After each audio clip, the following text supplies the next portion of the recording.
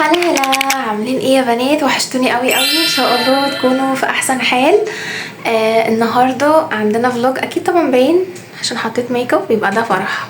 ربنا يتوب علينا طبعا من ميك اب يعني، بس حطيت اهو الميك اب.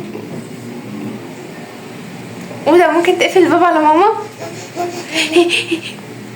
خلاص انا هضطر اصور وهو معايا هنا في الاوضه عشان مش عايز يطلع. المهم طبعا الميك اب كده لسه ما خلصش، بس قولوا لي ايه رايكم. ابداع. بصوا استنوا كده، شايفين؟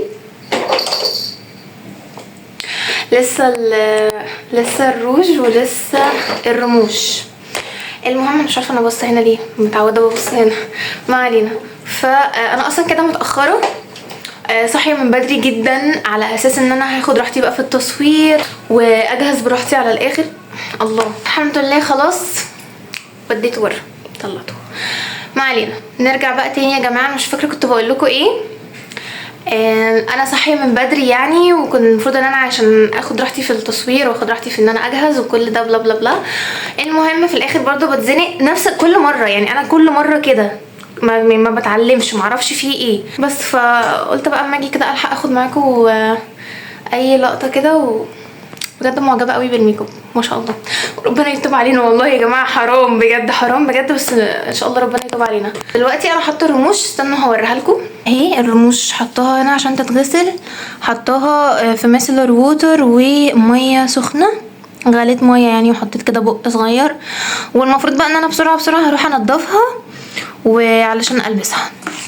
بس كده بصوا، خلاص خلصت الميك اب وركبت الرموش، حطيت الروج. على فكره انا مش من محبي الخروج بالروج الاحمر ده خالص، بس انا مش عندي روج تاني نود احطه. مش عارفه بصراحه، هشوف عند اختي، لو ما لقيتش يعني خلاص بقى. بس لكن انا اصلا في العادي ما بحبش اخرج بيه نهائي. طبعا ما لحقتش اعمل حاجه في ضوافري، عادي مش مشكله برضو، يا دوبك دلوقتي الحق اروح البس الفستان والبس فهد علشان ننزل جري اهو يا جماعه. بصوا انا حاولت اخفف، سوري لو ايدي بتترعش شويه، انا حاولت اخفف الروج الاحمر بليبستيك يعني نود شويه، بس عشان لقيت ان انا لو حطيت النود هيغمق وشي خالص، بس مع اللوك هيغمق قوي يعني. بس فايه رايكم؟ استنوا بقى، انا عايزه اوريكم اصلا الفستان كمان، انتوا مشفتوش الفستان. بصوا هو انا بجد ما اعرفش يعني ايه الفكره بجد، ان كل لما يبقى ورايا حاجه مهمه لازم يحصل ايه. فهد وقع يا قلبي، قوم يا فهد بسرعه، نفض ايدك. المهم يعني نازلين طبعا متاخرين، عايزه الحق بسرعه لان ملحقتهاش في السيشن، فعايزه الحق اروح لها دار المناسبات يعني في الجامعه قبل ما توصل. الاندرويد مش عارف البيت يعني، كل مره عادي جدا بننزل مشاوير عاديه بيجي تحت البيت عادي جدا. دلوقتي عايزين نطلع على الشارع، اللي هو عارفه انت كده. فستان طويل قوي بجد ومجرجر، وانا شايلاه يعني، شايلاه مكومه في ايديا بجد، مش عارفه امشي.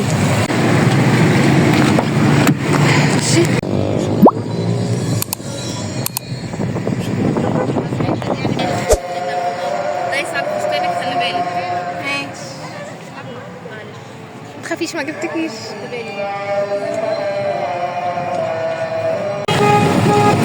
تقريبا العروسه جت.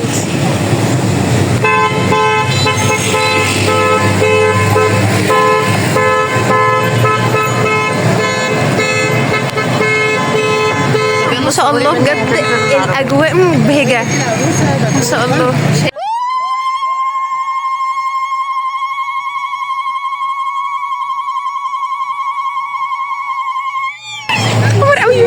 بجد ما شاء الله، بجد انا ماسكه نفسي من العياط بالعافيه بجد، ماسكه نفسي والله.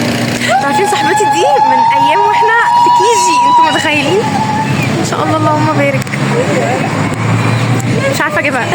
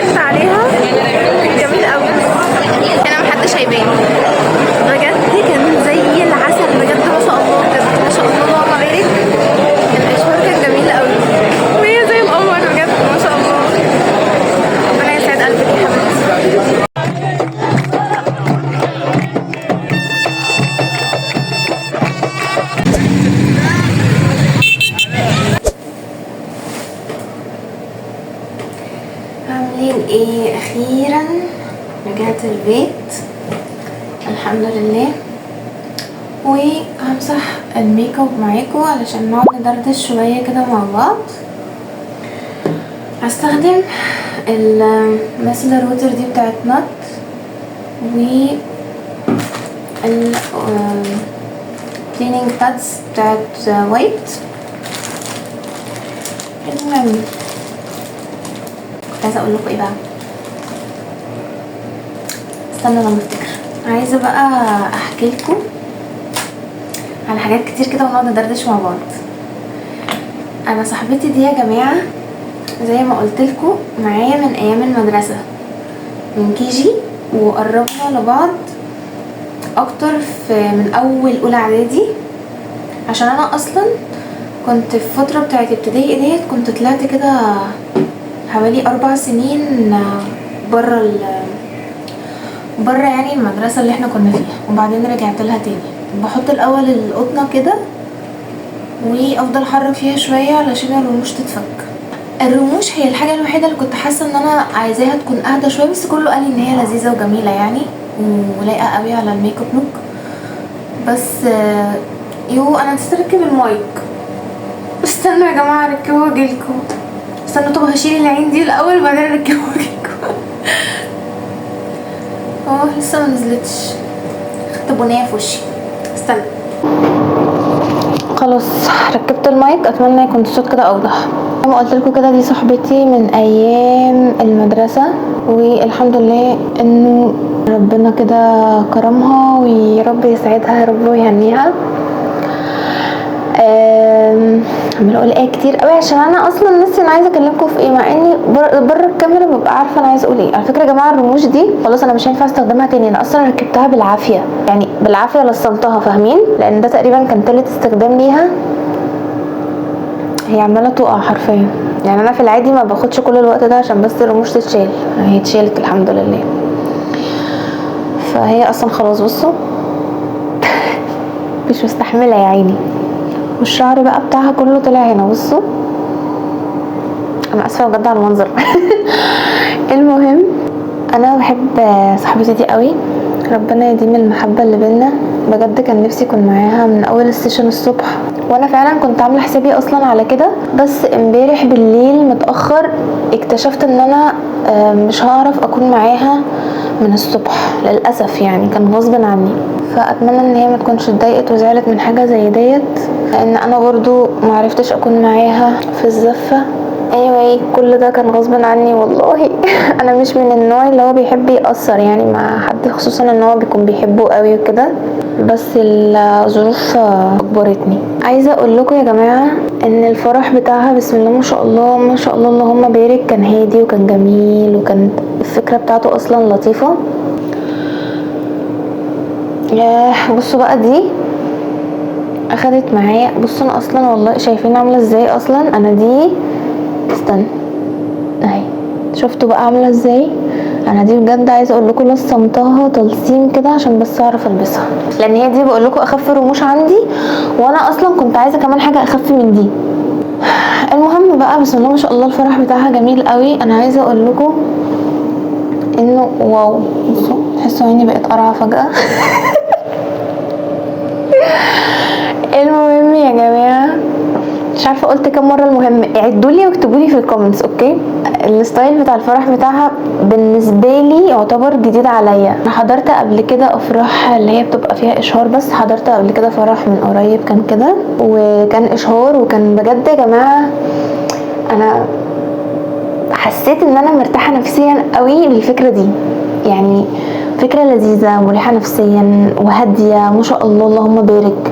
وفي نفس الوقت مثلا لو انتي عروسه وبتفكري يعني محتاره مثلا في الموضوع دوت وكده، وعلشان مثلا التكلفه ولا حاجه، فاحب اقولك ان الموضوع ده تكلفته هتبقى اقل بكتير قوي ان انتي تعملي فرح عادي. هو بكل بساطه اشهار في دور المناسبات بتاع المسجد وبس كده، وبيبقى فيه كوشه وبيبقى فيه، انتوا طبعا اكيد شفتوا الحاجات دي كلها في الفيديو. بس الموضوع بجد بسم الله ما شاء الله اللهم بارك فيه راحه نفسيه فوق الوصف، خصوصا ان انتي برضو بتبدأوا بطريقة يعني ربنا مبارك فيها اكتر. مبتاخدوش ذنوب اكتر زي الافراح العاديه. طبعا اكيد كلنا عارفين حاجه زي كده يعني، حتى لو احنا بنعمل كده بس طبعا كلنا عارفين ان ده حرام، وان احنا بناخد ذنوب كل الناس اللي بتيجي وتحضر وتسمع الاغاني والكلام ده كله. وانه يا جماعه عايزه اقولك لو انتي عروسه وبتفكري تعملي حجاب كامل، احب اقولك بجد هيبقى شكلك زي القمر فيه بجد. ما شاء الله صاحبتي كان شكلها زي القمر، اللهم بارك يعني. كان هو بس سيشن الصبح كده لذيذ، وبعد كده زي ما قلت لكم الاشهار كده في الجامع وفي دار المناسبات. هما بس بعدها عملوا زفه كده بره دار المناسبات بره المسجد يعني. طبعا كان بالطبل كده والمزمور البلدي، كانت لذيذه وهيصوا شويه. انبسطنا قوي الصراحه في كل الوقت من اول ما روحت بصراحه، وانا كنت متاكده جدا ان انا كمان لو كنت رحت السيشن الصبح وكمان قدرت ان انا احضر الزفه كنت هتبسط اكتر بكتير وهفرح لها اكتر كمان. قصدي هفرح بيها اكتر، انا كده فرحانه لها في كل الاوقات يعني، بس معلش خلني التعبير. بجد الاكتر فكره محببه لقلبي ان انا امسح الميك اب. بحس ان انا وشي بيتنفس، مع ان كان صعبان عليا امسح الميك اب لوك الرائع اللي انا عملته ده، بس قشطه يعني كده لازم هنمسحه. يا جماعه بحس بجد ان وشي بيتنفس. بصوا انا عايزه اوريكم الميك اب ريموفر ده بجد حلو ازاي ما شاء الله يعني. بصوا سوري بجد على المنظر وبشاعته، بس انا عايزه اوريكم هو بيطلع الميك اب ما شاء الله كويس قوي كده ازاي. دي اول كوتن باد، ودي التانية اهي. شايفين الفاونديشن كله طلع. هنا هنمسح تاني.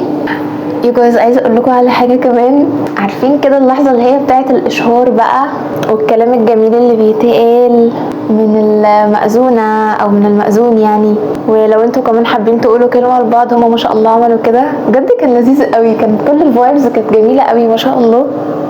ربنا يا رب يبارك لهم ويسعدهم. ادعوا لهم يا جماعه في الكومنتس، ادعوا لهم بجد ربنا يهنيهم ويسعدهم في حياتهم يا رب ويبعد عنهم الشر.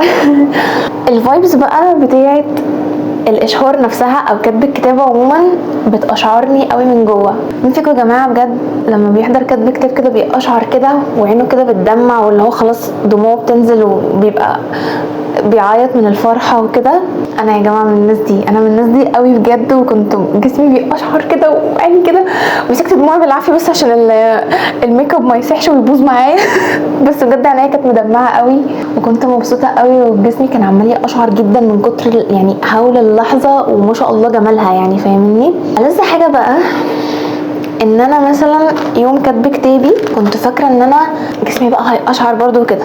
انا بقى من الناس اللي هي ايه، ولو انتوا كده قولولي بس ما احسش ان انا لوحدي، انا من الناس اللي بصوا بتتاثر جدا وجسمها بيقعد يقشعر وعيني تقعد تدمع يعني بصوا قلبي بيتخطف كده لما احضر كاتب كتاب لاي حد في الحياه ايا كان يا رب. ان شاء الله حتى بشوف كاتب كتاب حتى على السوشيال ميديا يعني، انت ممكن اقعد اعيط كده ورا الشاشه من كتر ما انا مبسوطه ومن كتر ما انا الله بجد ربنا يسعدهم ويهنيهم وكده. انا بقى في كاتب كتابي انا كنت قاعده اللي هو احنا قاعدين هنا بنعمل ايه؟ كاتب كتاب مين ده يا ولاد؟ لا يعني انا كنت متخيله بجد ان انا هيبقى عندي بقى مشاعر قويه جدا بقى، واللي هو بقى اقعد اعيط واتاثر قوي وكده، وانه واو اخيرا كاتب كتابي يا جماعه والحمد لله ان وصلنا للحظه دي وكده. بجد انا في كاتب كتابي ده انا كنت من كتر المشاعر الكتير قوي الملخبطه انا مكنتش حاسه باي حاجه.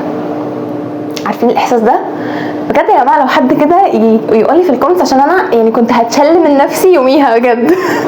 لسه حاجه ان انا كتبت مره عند المأذون وبعد كده عملنا اشهار في المسجد، وباي ذا واي انا بحب اشهار المسجد ده بطريقه اللي هو جوه الجامع نفسه جوه. يا الله بجد بعشقه بموت فيه بحبه قوي، والفايبس بتاعته بتبقى يعني فيها روحانيات كده وحاجات كده يعني مش قادره اقول لكم. يمكن هو ده اللي انا حسيت فيه شويه حاجه بسيطه قوي بموضوع فعلا الاشعار والتدميات العين والكلام ده. بس صراحه يا جماعه كان اللي بيقطع عليا كل الكلام ده ان الناس اللي كانت بتيجي عايزه كل شويه تسلم عليا. هو اوكي والله يعني على راسي طبعا الناس اللي جايه تفرح وكده، بس يا جماعه احب اقول لكم بس نصيحه واحده، ادوا لهم فرصه، ادوا للعروسه والعريس فرصه يحسوا بالموقف ويعيشوا اللحظه الجميله بتاعتهم اللي قعدوا سنين يستنوها. يعني انا فعلا زعلت قوي يوم كاتبه كتابي اللي كان عند المأذون ده ان انا ما عرفتش احس قوي باللحظه، مش بسبب حد، هو بسبب المشاعر الملخبطه الكتير اللي كانت جوايا خلتني بجد مش عارفه احس بحاجه. يعني فاهمين؟ لو انا السلام عليكم اللي هو كان اهلا وسهلا حضرتك عارفين الجو ده. فجيت بقى ايه يوم الاشهار بتاع المسجد، يعني قلت بقى انا فعلا نفسي احس باللحظه دي لنفسي بقى وكده. ففعلا سبحان الله هو وقتها جوه في الجامع زي ما قلت لكم، الفايبس الروحانيه الجميله قوي دي، وعقد قران بقى، ويعني ميثاق غليظ بقى عشان الزواج ده يعني سنة الحياة والحاجة اللي ربنا بيحبها قوي وحاجة مقدسة جدا. فكان هي الروحانيات لوحدها خلتني استشعر شوية الموضوع وفعلا اشعر كده منه بحاجة لذيذة يعني. بس بجد يا جماعة كنت كل لما اجي ادخل في المود ده وابقى مبسوطة قوي بالمشاعر اللي انا حاسة بيها، حد يجي يقومني عشان يسلم عليا.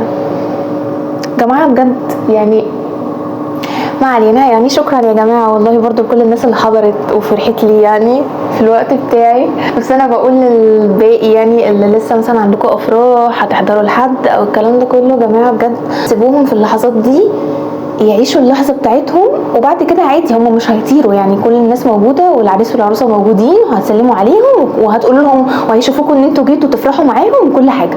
نمسح الروج الاحمر الخطير اللي انا بحبه بس ما بحبش اخرج بيه ان شاء الله يعني ايه بعد كده ربنا يكتب لي يعني ان انا ما اخرجش بميك اب تاني، خصوصا في الافراح عشان الحته دي صعبه قوي عليا ان انا اقدر اعملها يعني. فربنا يهدينا جميعا. بصوا بقى انا دلوقتي المفروض خلاص اهو، يعني بصوا بقيت بقيت القطنه، بصوا يعتبر خلاص اهو مفيش فاونديشن بيطلع تاني. هي يعني الضي اللي انتوا شايفينه ده اصلا من ورا، يعني من الحته التانية دي، عشان بصوا دي مليانه جامد. فانا هروح دلوقتي بعد ما بمسح الميك اب، خصوصا بقى لو حاطه فول ميك اب وكده، بروح اغسل وشي بالغسول كمان. فانا هروح وبعد كده هاجي احط معاكم السكين كير بتاعي. وباي ذا واي كمان يا جماعه الكوتن بادز بتاعت وايت جميله وناعمه قوي على الوش، عشان انا جربت كذا حاجه هبقى برضو اطلع اعمل لكم عليها ريفيو وباسعار متفاوته، وفي حاجات باسعار قريبه قوي من بعض بس كواليتي بتختلف للاحلى وللاسوأ، وكان في حاجات بصراحه بتجرح لي وشي. فانا هبقى اطلع يعني ان شاء الله اعمل لكم ريفيو عن الموضوع ده، ولو انتوا حابين ومتحمسين لي اكتر قولوا لي في الكومنتس. ولو وصلتي هنا ولسه ما عملتيش اشتراك او سبسكرايب للقناه يا ريت تعملي علشان تكوني واحده من صحابي، عشان انا بعتبركم يا جماعه كلكم صحابي. اوكي فهروح اغسل وشي بسرعه واجيلكم. جيت اهو، استنوا بقى لما اركب المايك كمان عشان تبقوا سامعيني كويس. خلاص ركبته. اتمنى كده تكونوا سامعيني حلو ان شاء الله. يعني مش عارفه كده اصلا انا هحط كريم، انا مش عارفه انا عماله اظبطها ليه. عادي بقى عادي. بصوا بقى اصلا يعني الحمد لله اهو خلاص وشي نضف زي ما انتوا شايفين. بستخدم ايه بقى وانا بغسل وشي من الفول ميك اب؟ بستخدم الاول غسول عادي ينفع ان هو يجي ناحيه منطقه العين يعني وكده، عشان مش كل الغسولات ينفع ان هي تيجي عند منطقه العين. وبعد كده بستخدم الغسول القوي بتاعي اللي هو بتاع كولاجرا ده، قوي قوي بينضف كويس قوي، بس في نفس الوقت ما ينفعش يجي حوالين العين ابدا. بستخدمه يعني ايه كتاكيد. وعشان يا جماعه الحبايه اللي هي بتطلع قبل الفرح دي، عارفينها حبايه المناسبات، طلعت لي هنا اهي، مش عارفه انتوا شايفينها ولا لا، ان شاء الله ما تكونوش واخدين بالكم يعني، بس هي اتدارت الحمد لله في الميك اب وكل حاجه. فمش عايزه استخدم الغسول اللي هو بيشيل الميك اب بس ده، عشان هو ملكي شويه فبحب استخدمه اكتر في الشتاء، فبيرطب الوش بزياده، وانا دلوقتي هرطب وشي فانا عايزه حاجه ايه تضيع لي الحبايه دي خالص. فبقوم مستخدمه الغسول التاني. رغيت قوي في النقطه دي معلش يعني، بس انا عايزاكم تتعودوا على الرغي، عشان انا معلش يعني انا اصلا بحب ارغي واتكلم واحكي وكده، فانا من ضمن الحاجات اسباب ان انا عملت القناه بتاعت اليوتيوب، لو عايزين فيديو عن الموضوع دوت قولوا لي عشان اعمل لكم اسباب ان انا فتحت قناه على اليوتيوب ايه هي يعني. بس من ضمن الاسباب ان انا عايزه اقعد اتكلم والناس عادي تقعد معايا تسمعني ويبقوا حابين الحكاوي بتاعتي ونقعد نحكي ونرغي مع بعضينا. كنت بفكر ان انا احط دوت على وشي اللي هو زينكوديرم، ساعات عادي برطب بيه وشي لما بتزنق. بصوا هو بيرطب بس بيعرق الوش جدا، فانا مستنيه اجربه شويه على الشتاء ممكن يظبط. فبالنسبه بقى عشان الحبايه اللي طلعولي دي مش هرطب بيه، فهستخدم اللي هو الكريم ده. بصوا اصلا بقى خلاص بقى عامل ازاي بجد، جبت اخره من كتر ما هو حلو وعاجبني وانا عايزه اخلصه لحد اخر تنتوفه. كان المفروض ان انا اعمل لكم عليه ريفيو، هو لسه كده ابن ناس بس معرفتش يعني للاسباب المرضيه بتاعتي، ربنا يعني يشفيني ويعافيني ويدعولي وكده. ولا انا كنت عملت لكم عليه ريفيو؟ لا بتهيالي عملت لكم عليه ريفيو بس على ريل نزل على الابلكيشن الاسود والابلكيشن البيربل. روحوا بقى هناك وتاكدوا كده وقولوا لي ماشي. هسيب لكم هنا، بصوا هنا وهنا او هنا وهنا تحت او فوق على حسب ما هحط في المونتاج اليوزر نيم بتاع الابلكيشن الاسود والابلكيشن البيربل. اشمعنى بقى هستخدمه المره دي بدل دوت؟ عشان الحبايه. بس هناخد مش عارفه انتوا شفتوا اللي حصل ده ولا لا، بس انا عايزه اخد كميه محترمه كده عشان انا طبعا غسلت وشي مرتين ومره منهم بالغسول اللي هو بيقضي على كل حاجه يخلي الوش يزيق، فلازم طبعا نرطب حلو قوي. صح يا بنات، بالنسبه للنقطه بتاعه المصاريف بتاعه الفرح عشان برضو محدش يعني يفهمني غلط او كده، عادي على فكره انت ممكن يكون مثلا معاكي بادجت كفايه عادي، بس انتي مثلا مش حابه بقى جو ان انتي تعملي فرح عادي وكده، وده انا ارشحه طبعا بعد اللي انا شفته يعني الجمال واللذاذه واللطافه اللي انا شفتها ما شاء الله يعني. فانتي تقدري بقى ان انتي بالفلوس دي اللي هي الزياده طبعا، عشان اكيد انه لما هتعملي اشهار بس في الجامع او في دار مناسبات او كده مش هيبقى برضو بتكلفه ان انتي تعملي فرح بقى في قاعه كبيره والكلام ده كله. فالفلوس اللي هتفيد بقى معاكي تقدري ان انتي تجيبي، عارفين يا جماعه اللي هم الميديا كفرج، اللي هم الناس اللي بتروح مش على قد الفوتو سيشن اللي هو صور بس فوتو عاديه، لا اللي هم بقى بيقعدوا يعملوا لكم ريلز وبيقعدوا بقى يعملوا لكم برومو كده، فيديو برومو كده للاجواء كده بتاعت اليوم كله، من اول بقى السيشن او من اول حتى وانتي بتجهزي لحد اخر الفرح خالص او لحد اخر اليوم معاكي يعني. هم اعملوا بجد كده. انا عايزه اقول لكم ان الحاجه دي اللي بسطاني قوي لحد النهارده ومبسوطه جدا ان انا عملتها في يوم فرحي الحمد لله. ولو عايزيني اعمل لكم فيديو عن ايه الحاجات مثلا الافكار الحلوه اللي ممكن تعمليها يوم فرحك، او اصلا سلسله كامله عن العروسه ويوم الفرح بتاع العروسه والتجهيزات والكلام ده كله، قولوا لي في الكومنتس هعمل لكم فيديوهات حلوه قوي علشان عندي افكار ونصايح جميله هتفيدكم. المهم هي دي بقى اكتر حاجه بجد الحمد لله كانت مفرحاني قوي، ان انا الحمد لله ربنا وفقني وقدرت اعمل كده. انا عايزه اقول لكم ان انا ممكن مثلا ما اقدرش اقعد اتفرج على الفرح بتاعي كامل عشان مثلا مدته ساعتين او حاجه، انا بحب اتفرج عليه بس ممكن مثلا ما اقدرش ان انا اقعد له قاعده كامله كده اتفرج عليه ساعتين على بعض يعني. لكن اكتر حاجه بحب اتفرج عليها هي الريلز الصغيره اللي كانت معموله يوم كاتب كتابي ويوم فرحي والبرومو بتاع الفرح اللي كان من اول اليوم لحد اخره. الحاجات دي بجد بتتجمع يعني في 5 دقايق مثلا او 3 دقايق دقيقتين على حسب ما انتي حاجزه يعني تعمليه قد ايه. بس بجد يا بنات يعني هتتبسطي قوي لما تعملي كده، لو انتي في مقدرتك ان انتي تعملي كده بجد الموضوع worth it، واعملي كده ما تتردديش ابدا. انا كده خلاص رطبت وشي معاكم، وهي بعد كده بقى كريم طبعا العين عندي خلص ومحتاجه اجيب واحد كمان لان هالاتي خلاص بدات تطفح عليا وعلى الزمن. وكمان على فكره بنات انا نومي مش متظبط خالص. انا بصراحه الاي كريم اللي كنت بستخدمه كان تحفه، وده عملت لكم عنه ريل برضو هناك هتلاقوها، وهتلاقوها تقريبا في شورت هنا برضو على يوتيوب، فبجد شوفوه تحفه يا بنات تحفه بسم الله ما شاء الله. ورغم ان انا كمان كنت مبوظه نومي كان لما كنت بحطه كان بيفوق لي وشي، فاهمين يعني اللي هو كان فعلا بيخفف الهالات ما شاء الله يعني. فمحتاجه فعلا اجيب واحد تاني بس مش نفس البراند عشان طبعا انا بجرب لكم وبقول لكم ايه الاحلى وايه الوحش، فهجيب براند تانية بس ان شاء الله اتوفق فيها زي البراند الاولانيه. المهم بقى الليب بالم دي بتاعت بوبلز، عايزه اقول لكم بجد ان هي ما شاء الله ترطيبها عالي جدا ما شاء الله، ومش من النوع بقى اللي هي لما الترطيب يروح تخلي بقى شفايفك تنشف وتقشر برضو، تبقى يعني تحسي ان هي برضو ناشفه كده ومحتاجه تترطب تاني. لا هي بجد ما شاء الله الترطيب بتاعها بيقعد، وهي على فكره كلها من غير لون، في منها كذا حاجه يعني، بس الكذا حاجه دول بيبقوا عشان الريحه وعشان الطعم بتاعها، لكن هي كلها شفافه خالص. استنوا بصوا مفيش اي لون بتعمله خالص، فحلوه قوي بجد. لو انتي مثلا بنوته صغيره، او لو عندك بنتك صغيره وعايزه تجيبي لها حاجه بقى عنايه بقى واهتمام وكده، وانها تتعود تهتم بنفسها، جميله جدا جدا جدا. وكمان سعرها على فكره كان حلو قوي، ما كانتش غاليه برده.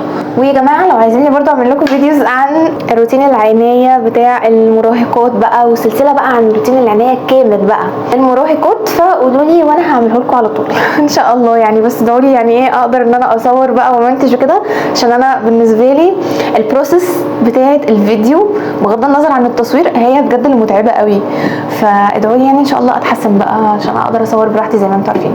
خلاص كده كفايه قوي بجد. انا حاسه بجد يا نهار ابيض، تقريبا الفيديو ده هيدخل معانا على مثلا 20 ايه دقيقه، ايه ممكن اكتر كمان من كده، ممكن تقريبا نص ساعه او حاجه.